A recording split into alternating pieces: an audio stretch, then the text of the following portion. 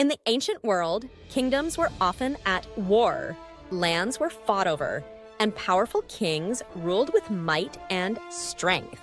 This is the story of a conflict that arose between kings, a war that would change the fate of many.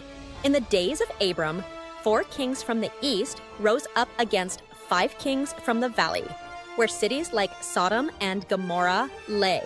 This conflict would lead to a battle that would impact not just the kings, but also Abram himself.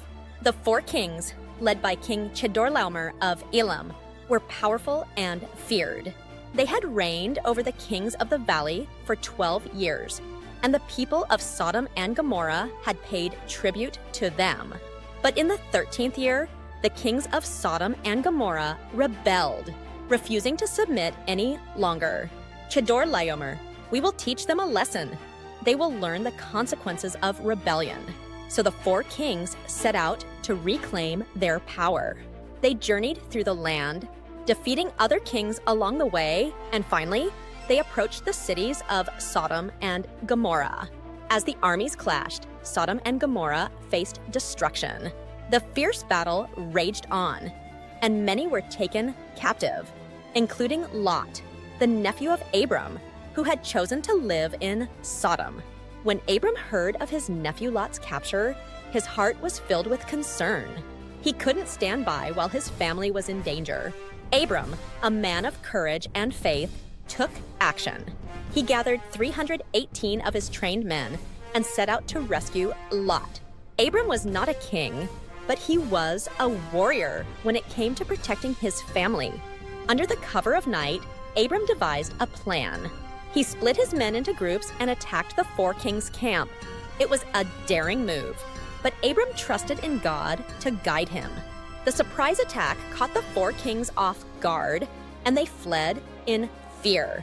Abram and his men pursued them, fighting bravely until they were able to rescue Lot and recover all that had been taken.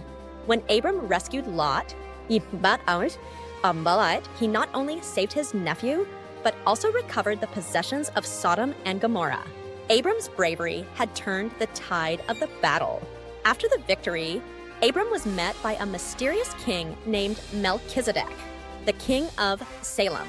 Melchizedek brought bread and wine and blessed Abram, recognizing him as a servant of the Most High God. Melchizedek. Blessed be Abram by God Most High, creator of heaven and earth.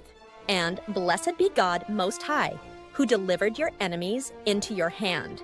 In that moment, Abram knew that his victory was not just by his might, but through the blessing of God. He gave Melchizedek a 10th of everything he had, recognizing God's provision in his life. The story of the War of the Kings teaches us about bravery, loyalty, and faith. Abram's actions remind us that true strength comes from protecting those we love and trusting in God's guidance, even when the path ahead is uncertain. Let me know if you need anything else or further adjustments.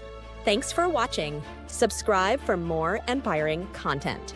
Like and share with others. Hit the notification bell for updates. And let us know where you're watching from in the comments below.